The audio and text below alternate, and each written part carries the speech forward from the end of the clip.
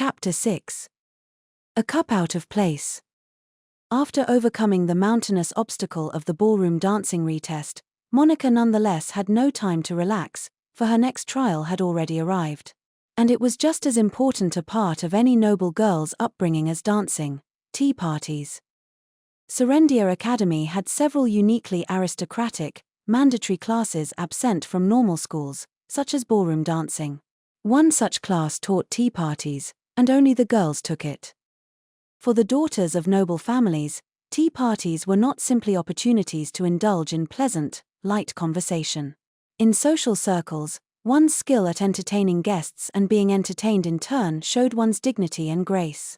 In the class, one would have etiquette pounded into one's brain, then be given the opportunity to use it in practice. These practice sessions would be held in the center courtyard. Female students of the same year would split into groups of 4 or 5 and sit at a single table. Each of them would bring her own tea, then compare and evaluate. However, the teacher would specify in advance what tea snacks would be served. This meant the first challenge was preparing tea that went with those snacks. Students had to bring their own leaves for class, but most noble girls would just have their servant go out and buy them.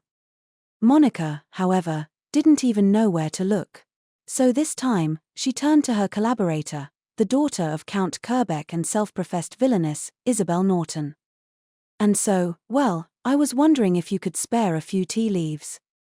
After Monica explained the situation to Isabel in her room, Isabel's cheeks flushed rosy pink. She was clearly filled with emotion. "Oh, but it's an honor to help you, my sister. Yes. Just leave this to me. I shall do my utmost to ensure that you overcome all the class's challenges." Thank you," said Monica, bowing her head. Isabel's servant, Agatha, set down a cup of tea in front of Monica. The scent of citrus wafted up from the cup to Monica's nose. Agatha, the youngest of Isabel's servants, smiled at Monica like a dependable older sister. "I shall teach you how to brew black tea. Normally, I would do it myself and serve you, Lady Monica, but, if I did that, it would contradict your cover story of being tormented by House Kerbeck. You were allowed to brew your own tea during class or have a servant do it. That said, the students mostly had their servants make it for them. Those who brewed it themselves were seen as third-rate nobles who couldn't afford to bring a servant with them." In Monica's case, however, her cover story was that Isabel constantly tormented her, so it wouldn't be natural for her supposed tormentor's personal servant to come and help her. Thank you for teaching me," said Monica, bowing deeply to Agatha. "It's perfectly fine. Please, no need to bow," Agatha replied. Both noble and servant were very considerate, though it was a little difficult to approach them when Isabel was playing the villainess. "Hee.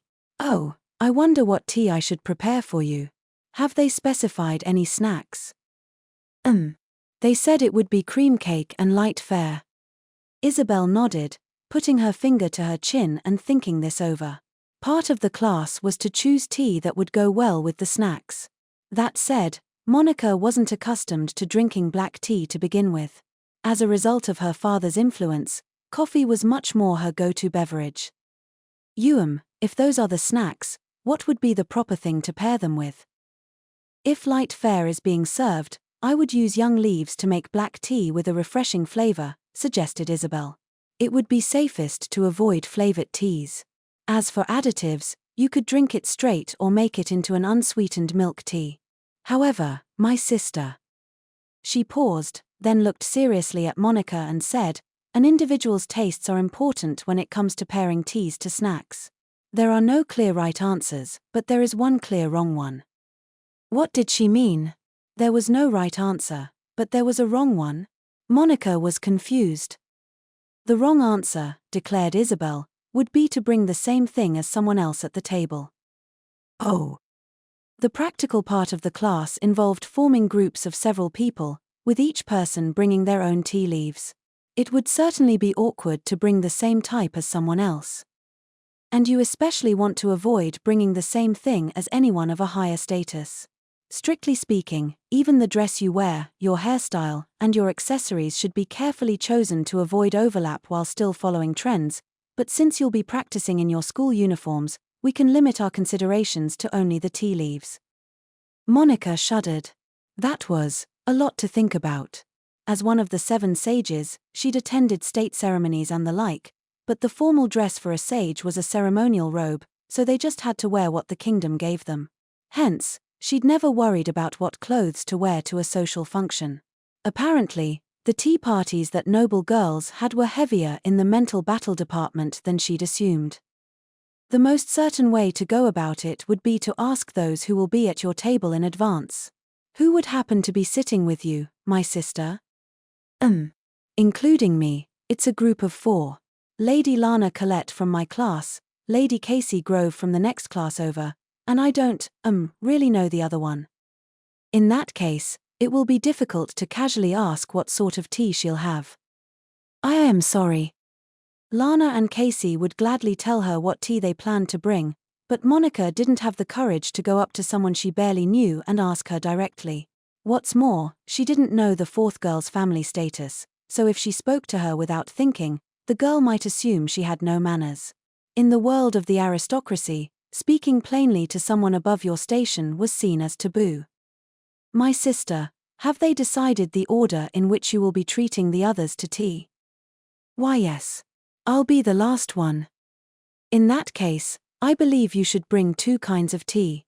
That way, you can make sure you don't overlap." Thank you so much. Tea parties seem like a really big deal." Monica already seemed exhausted, and Isabel looked worried as she nodded. "Indeed they are. Even if you take the time to investigate the other attendees' tastes, relationships, and interests, you must expect the unexpected. Just like a heroine who puts everything she has into her first tea party, only to have it all ruined by the wicked villainess." The last part had probably come from a book Isabel had read recently. Monica wasn't sure how to respond, she just smiled vaguely. Agatha, her face the picture of seriousness, offered some advice. "Lady Isabel, in the future, Lady Monica may have many opportunities to encounter villainesses aside from you. To prepare her for such events, why not teach her about how villainesses operate?" "Ha," muttered Monica, her face tensing. Across from her, Isabel's face lit up. "Oh," she said, putting a hand to her cheek. "Yes, what an excellent idea. After all, you are my heroine, my sister. Your future may well involve another villainess inviting you to a tea party and tormenting you." That was definitely a future Monica wanted nothing to do with. Realistically, though, she couldn't say for sure it would never happen. She'd been appointed to the student council very soon after transferring here, after all. That, plus Felix helping her practice dancing, had turned the majority of female students here against her. The only students in her grade who would speak to her normally were Lana, Casey, Glenn, and Neil. These days, those around her tended to look at her in one of 2 ways. Some scorned her and saw her as an enemy, while others watched her from a distance, considering her a weirdo beyond their understanding. Monica, who was clearly a commoner, had managed to avoid suspicion thanks to Isabel's fake bullying, and thus no one had pried too far into her circumstances. But several times now, she'd met with a mean remark as someone passed her or been laughed at from a distance. Those around her had recognized her as Isabel's prey, however, so few would come after her directly. But that might not hold true forever. "Well then, my sister. I shall explain all about a villainess's behavior patterns to help protect you during confrontations with true villainesses." Defeating your enemy started with knowing your enemy, or so Isabel claimed. If Monica learned all about villainesses now, that knowledge might help if something happened. Though, to be honest, she hoped that day never came. Monica straightened her posture, intent on listening to what Isabel had to say, when "Oh ho ho ho ho." Isabel covered her mouth, bent her upper body back, and let out a high-pitched laugh. The volume of it almost made Monica jump out of her skin. Isabel finished laughing and smoothly corrected her posture. This is the first basic action a villainess might take, the high-pitched laugh. By laughing in such a way, they can intimidate someone, distract them, and simultaneously regain their poise. I had no idea that laugh served so many purposes," said Monica in earnest surprise. Isabel nodded as though it all made perfect sense. But its effects wane when overused, so it has to be saved for the perfect moment. I see, thought Monica. A special technique that relies on timing. She nodded to herself. Her collaborator then unfolded her fan. And here is the second of a villainess's basic actions, the silent sneer. With flowing motions, she brought the fan up to her mouth and put on a mocking grin. It was full of pride and clearly derisive, which spoke to her own skill at acting and expressiveness. She could put stage actresses to shame. Normally, proper etiquette demands we hide our mouths fully when smiling. But for this move, you lower the fan slightly so that the person you're sneering at can see your mouth. By doing so, you can make your derision clear. It's all so detailed, thought Monica, shocked. I never would have thought a simple action could be so minutely calculated. Of course, you can conceal your mouth and let out a breathy giggle to convey your distaste for the person, too. You'll want to use different methods depending on what sort of villainess you are playing. I see. This is all very deep. Indeed it is, and the more you try to master it, the clearer its true depths become. To repeat, they were talking about villainesses. Isabel put much more stress on this lecture than she did on teaching Monica how to brew tea, and the explanation lasted long into the night. Monica had no way of knowing that this young lady, so keen to pour her heart and soul into playing the villainess, actually had the highest grades out of all the first-year students in hosting tea parties. Held in the courtyard, the mixed-class tea party practice for the second-year students involved several tables fully laid out for tea. The tea served at this party was to be prepared in the tea party prep room on the first floor of the school building. Servants were generally the ones in the prep room brewing the tea, but Monica, without such help, had to do it herself. She would be going last in the order, so she'd have to leave the tea party midway through to prepare her own tea, but she also couldn't take her jars of leaves with her to the party itself. So instead, she decided to stow them in the prep room in advance.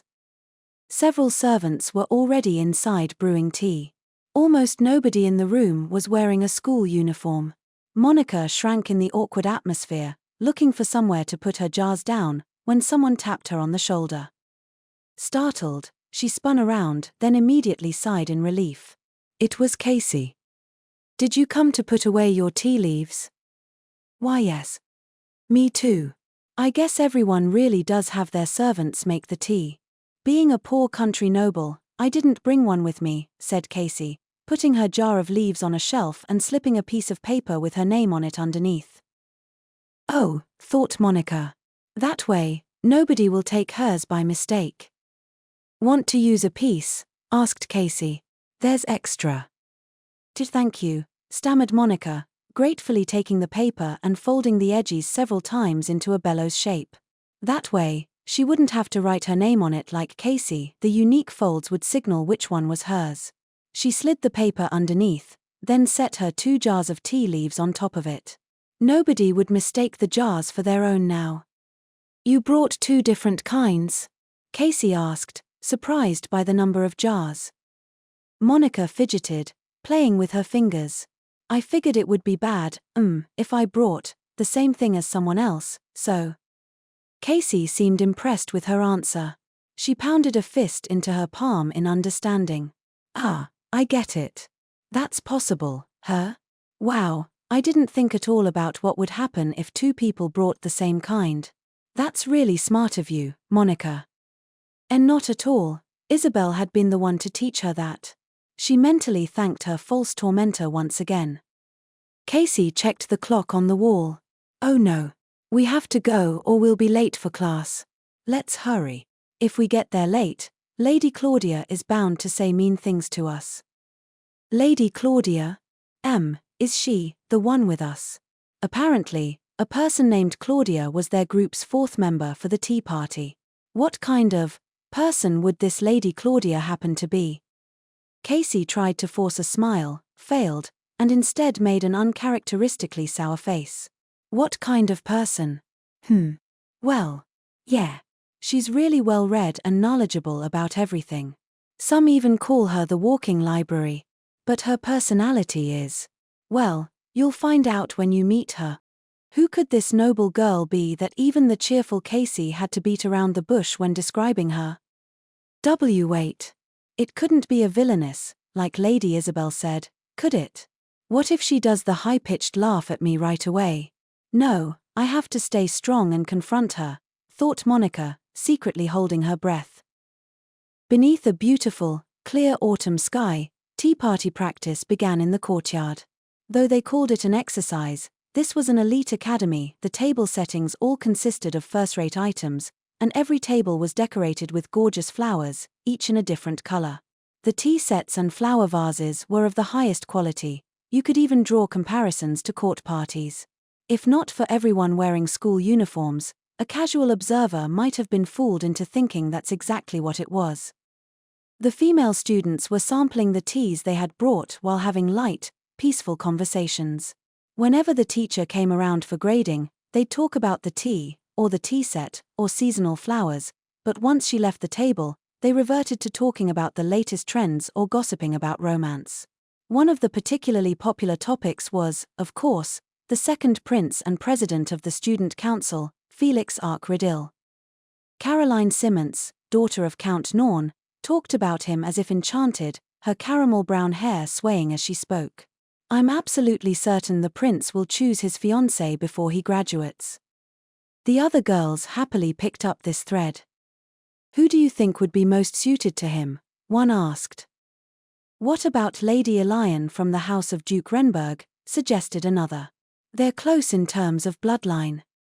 Lady Bridget seems a suitable choice as well, given that she's on the student council with him. All the names the girls suggested as fiancé candidates for the second prince were noble girls who reigned supreme at the academy. Still, deep down, they all fantasized about the prince picking them as his lifelong companion, Caroline included. Every girl who attended the academy entertained the same dream at one point or another.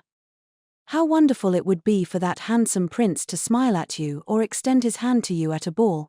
For such dreaming maidens, the next thing to do was bring up the least suitable match for the prince and put her down in order to retain their pride. Oh yes, speaking of others on the student council. Have you heard about her? Said Caroline, lowering her voice from behind her fan. The other girl's eyes automatically sharpened as well. Her, a transfer student, and yet she'd been picked for the student council. Monica Norton. I heard the prince gave her dance instruction. I saw it as well. She danced with Lord Cyril, too, I heard. Receiving a lesson from both the prince and Lord Cyril. Who does that girl think she is anyway? I'm certain she's an uppity country bumpkin who forced the kind and gentle prince to go along with it. She doesn't even have a servant to make tea for her. Isn't she the least bit embarrassed? Just you watch, she's sure to make a fool of herself during class. Caroline and the others tittered, concealing their malice behind their splendid fans. Making fun of Monica Norton like this set Caroline's feelings a little more at ease. Monica Norton, she thought. It's all her fault that Lord Cyril scolded me and I was made to submit a letter of apology.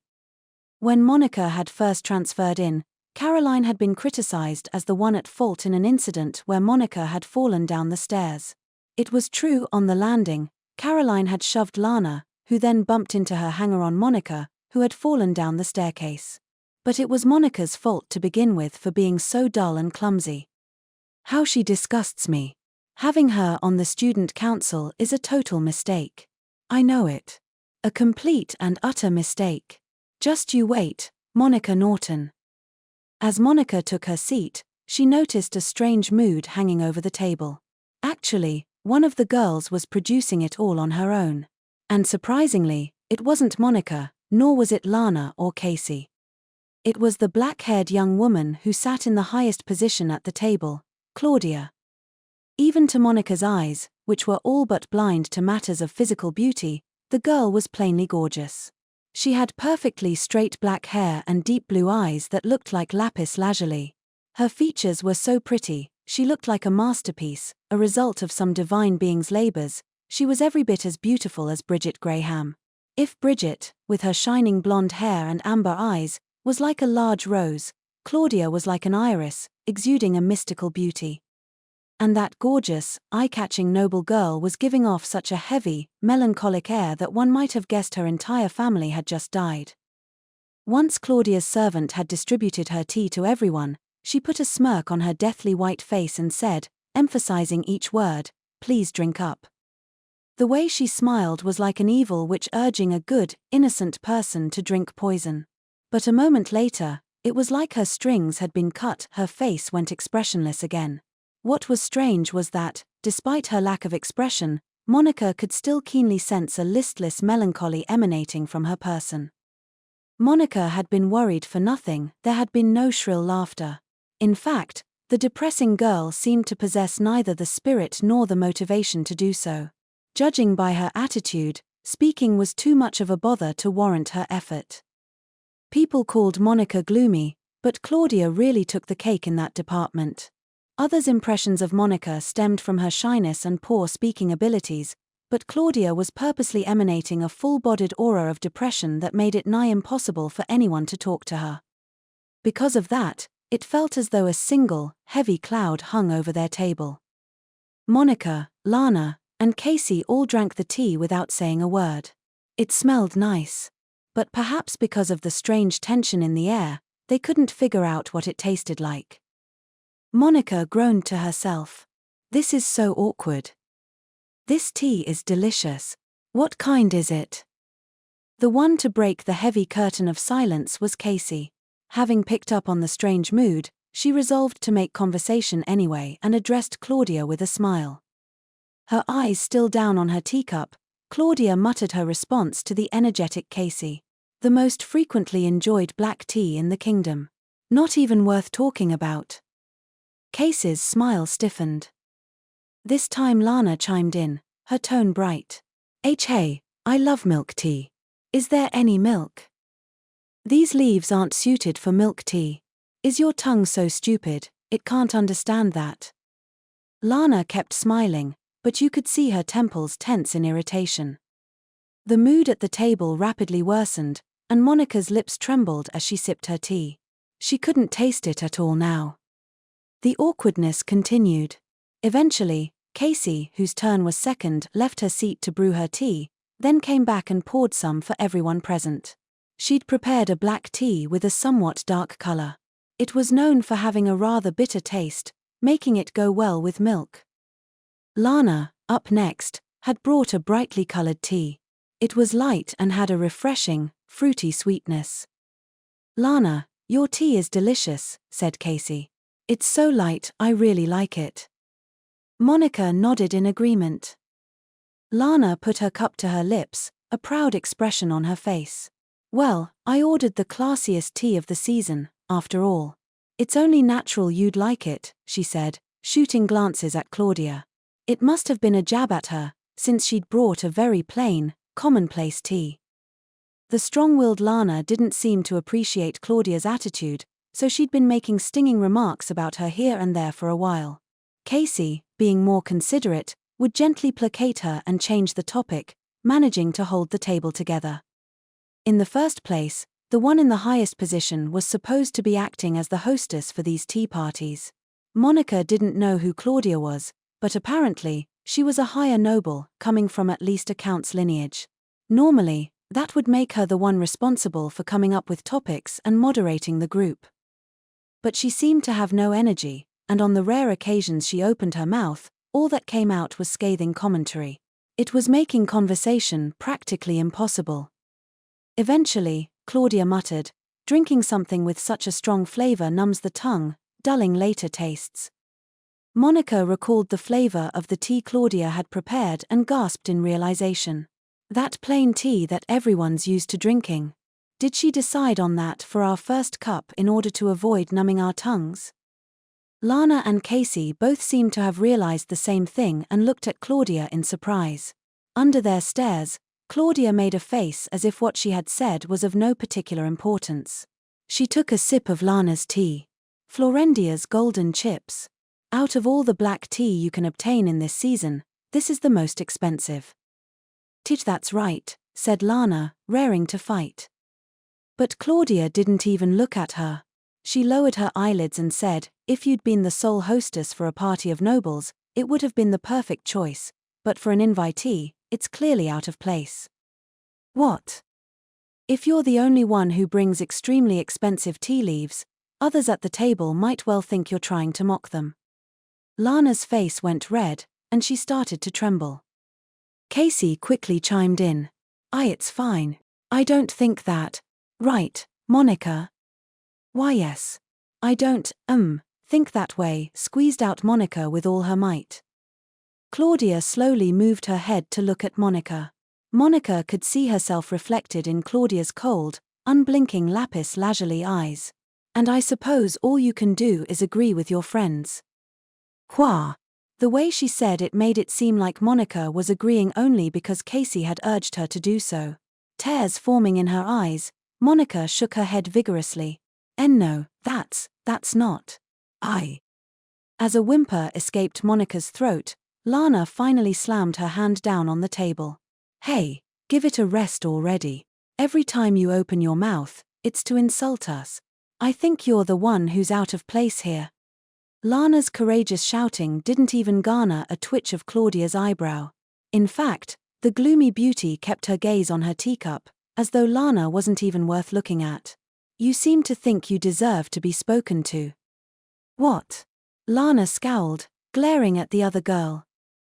Claudia paused for a good several seconds before listlessly continuing. "Have you heard of the Silent Witch?" Monica's heart nearly stopped. It almost certainly skipped a few beats. Heard of her? She was a genius mage appointed to the 7 sages at the young age of 15. She learned unchanted magecraft, and while she attended Minerva's, she developed more than 20 new magical formulae, but she's also famous for never attending any conferences. That was because places with lots of people scared her, so she'd always try to avoid them. Even during the Silent Witch's induction into the 7 sages, she didn't say a single word. That, too, was because of her shyness and social anxiety. Monica had been so useless that her colleague, the barrier mage Louis Miller, had done all the greetings in her place. As she recalled it, she felt a cold sweat run down her back. Claudia flatly continued. "Have you read the Silent Witch's essays? You can learn a lot about her personality from them. She's a very intellectual, wise person. She knows the value of staying quiet." "I'm not intellectual or wise or any of that. I'm just shy and unsociable. I'm sorry. As Monica blanched and trembled next to her, Lana glared at Claudia, making no effort to hide her disgust. "Really, now? So you're saying a smart person wouldn't speak to an idiot, is that it?" Eep.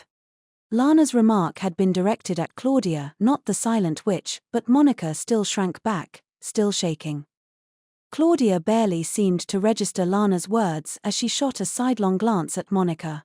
"Come to think of it, the Silent Witch's name is Monica Everett. The same first name as you, Monica Norton." Eek. Monica froze. Her heart was pounding noisily. She couldn't stop sweating. Claudia looked directly at Monica as her lips curled into a smirk. "You've been keeping silent for a while now. Is it because you don't want to speak with imbeciles?" I'm going to, go put on my tea now." Stumbling over her last word, Monica noisily jumped out of her seat and practically scrambled away. Claudia watched her go, her lapis lazuli eyes following Monica the whole way. Ever since this tea party had started, Claudia had, for the most part, kept her eyes down. But there was one person she had looked at directly, and only one, a fact all those present had failed to notice. Walking quickly down the hallway, Monica clutched at her madly beating heart through the fabric of her uniform. Does she know? Does she know I'm the Silent Witch? She'd hidden her face basically ever since becoming one of the 7 sages and had ventured into public places only when absolutely necessary. Only the other sages should have been able to recognize her. Or maybe Claudia was someone she'd known from Minerva's? Then again, the shy Monica had spent most of her time holed up in the labs. If she'd seen anyone as gorgeous as Claudia, she was pretty sure she'd remember. It must be a coincidence. The topic just happened to come up. That's all, she told herself, opening the door to the tea prep room. Fewer people were inside than earlier. Most of the maidservants were probably serving at the party itself. A little relieved at the lack of people around, Monica walked up to the shelves where she'd put her jars. Huh! Looking up, she froze. Her jars were gone. Casey's jar was in the same place as Monica remembered. The spot right next to it, where she'd put her own, was completely empty even though she'd put the bellows-folded paper underneath.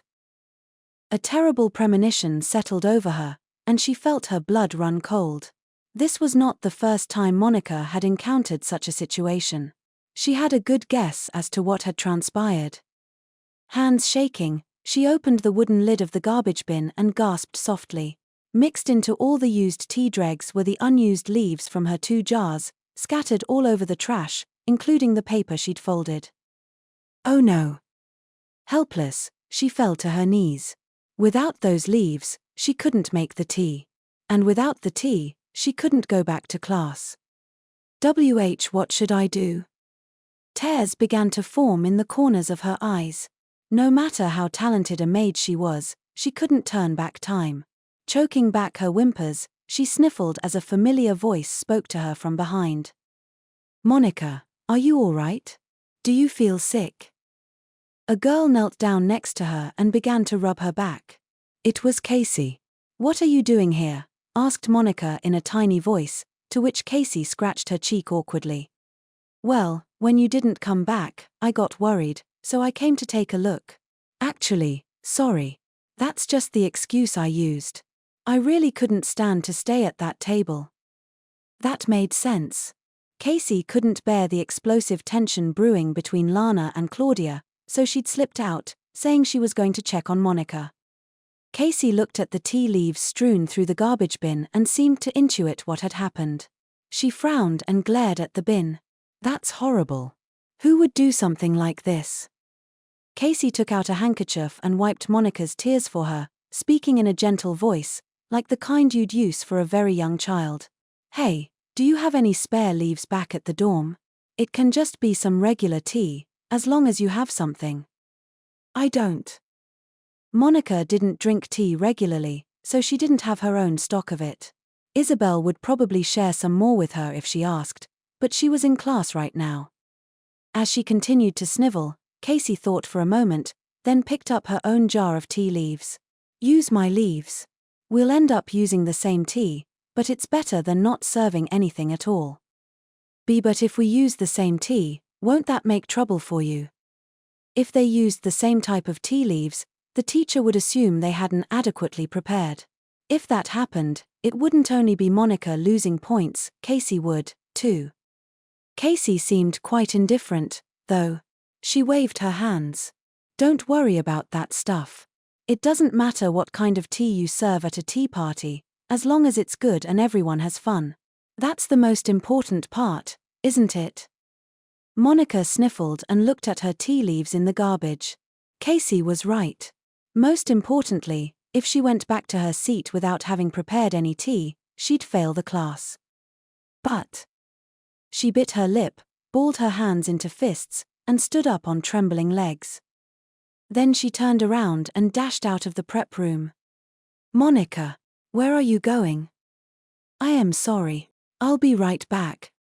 With that, Monica took off toward her dorm room. Glaring at Claudia, Lana chewed a bite of cake, one of their tea snacks, still clearly irritated. Claudia's gaze had closely followed Monica as she left, but once the other girl was out of sight, the table had lapsed back into that melancholic, listless mood. Claudia's downward gaze, obscured by her long black eyelashes, gave an ephemeral quality to her beauty. What is this?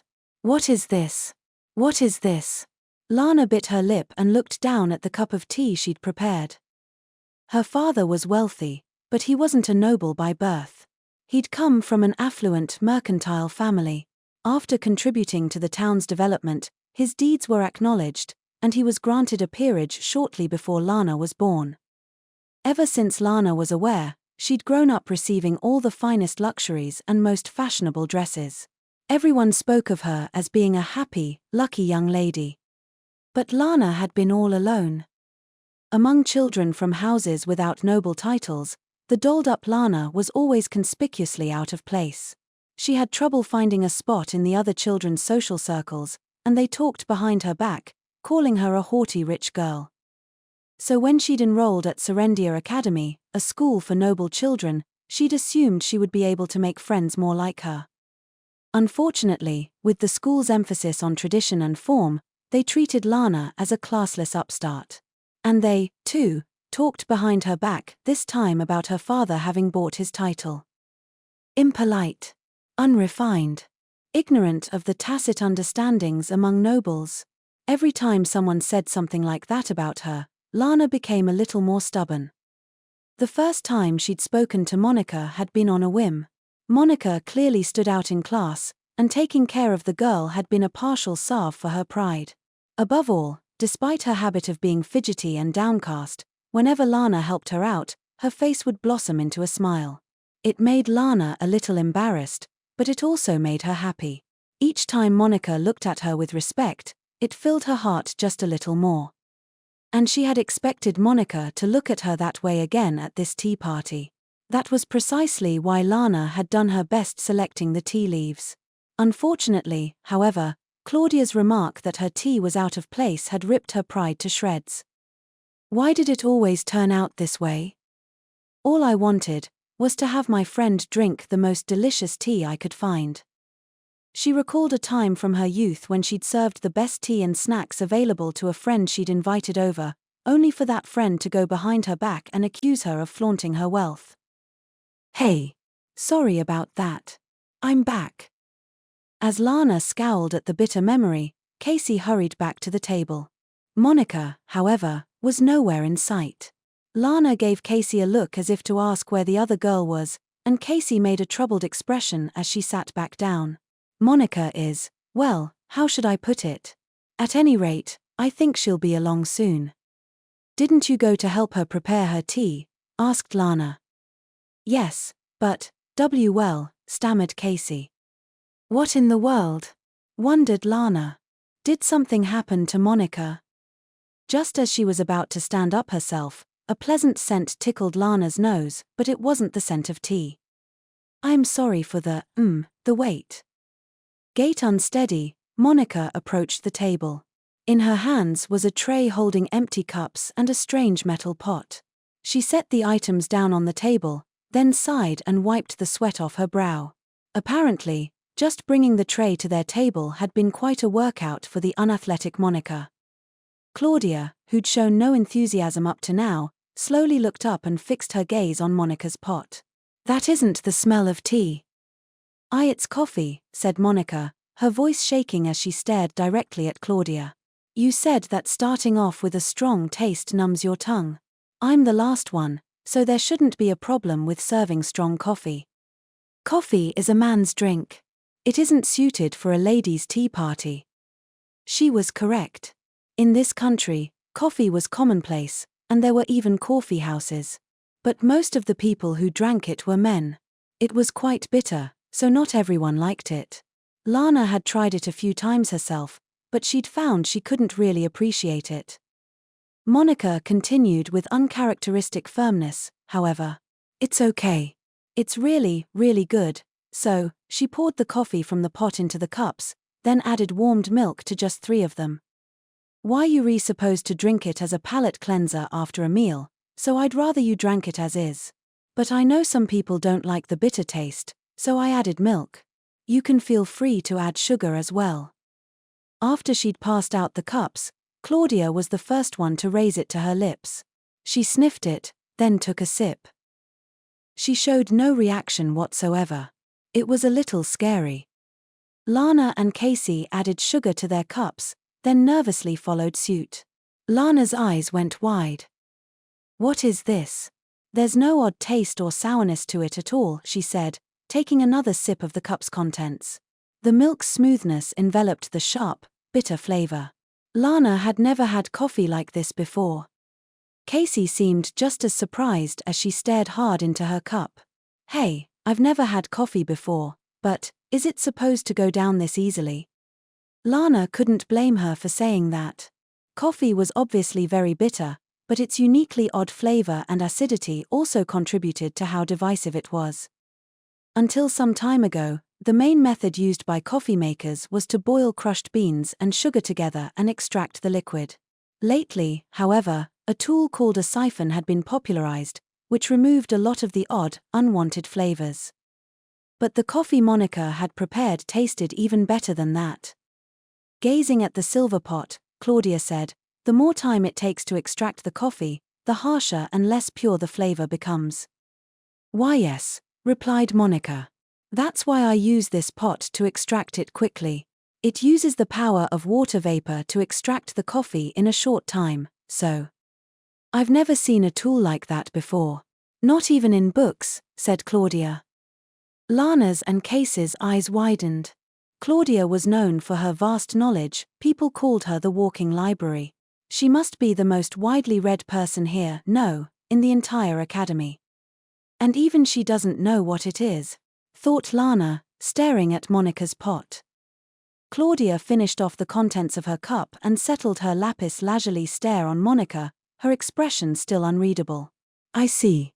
It's good for catching someone by surprise. But this class is about tea parties. It's rather absurd to serve something that isn't tea." I guess so. Well." Monica looked down and picked up her own cup. Hers was the only one she hadn't added milk to. No doubt she was used to drinking bitter coffee. Well, I wanted to let my friends, drink my favorite thing, so, Monica wrapped her hands around her cup, lowered her eyebrows, and gave a crooked smile. "I guess I'm the one who's most out of place," she finished with an awkward laugh. Lana's mind went blank. What is this? What is this? What is this? Until just now, she'd been the one depressed about being most out of place, and then Monica had gone even further by bringing out coffee, which made no sense for a tea party and would surely lose her points. Lana gulped down the rest of her coffee. "It's delicious. I love it," she said, holding back tears. A smile bloomed on Monica's face.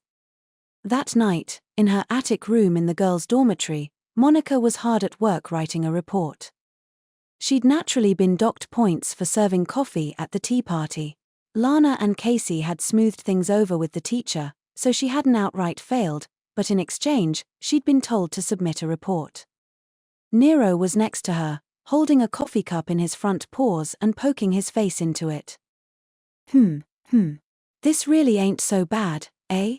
I see. So this is what they mean by a mature flavor."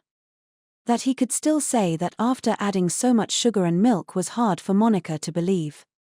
Finished with the report, she returned her feather pen to its stand and sighed. She recalled the image of her tea leaves in the garbage. They'd clearly been thrown out on purpose, not by accident. It'd be nice if it was all just a mistake, thought Monica with a bitter expression. She hung her head. This time, it was only tea leaves, but I wonder if it will get worse. "Don't like it anymore," teased Nero. "Want to tuck your tail between your legs and run back to your little mountain cabin?" "I'll keep trying a little bit longer," she murmured. Nero narrowed his golden eyes, grinning. "Heh. Until just a little while ago, you'd have been bawling, whining that you couldn't do it, and begging to go home." Well, maybe that's true, but..." Monica started playing with her fingers as Nero jumped onto her lap and smacked her thigh with his front paw. It was much like how a person might clap a friend on the shoulder. "Who cares?" he said. "If you've started to grow an attachment to this place, I don't think that's a bad thing." "Really? Yeah, maybe you're right, Nero." This academy held more than just bad memories for her now. It wasn't much, but she had friends. People who would help her when she was in need. For someone who had obstinately refused all social connection in the past, the experience was completely new. But Monica Norton, the shy, inarticulate student, was just a facade. Once her mission ended, she'd be leaving this school and returning to her life at the mountain cabin. After that, it was likely that nobody she met here at the academy would ever see her again, because she was Monica Everett, the silent witch and one of the 7 sages. As she mulled over that fact, Monica started getting ready for tomorrow's classes. The air blowing in from her open window was different from the autumn breeze of her mountain cabin. Here, it carried the scent of the flowers in the flower bed.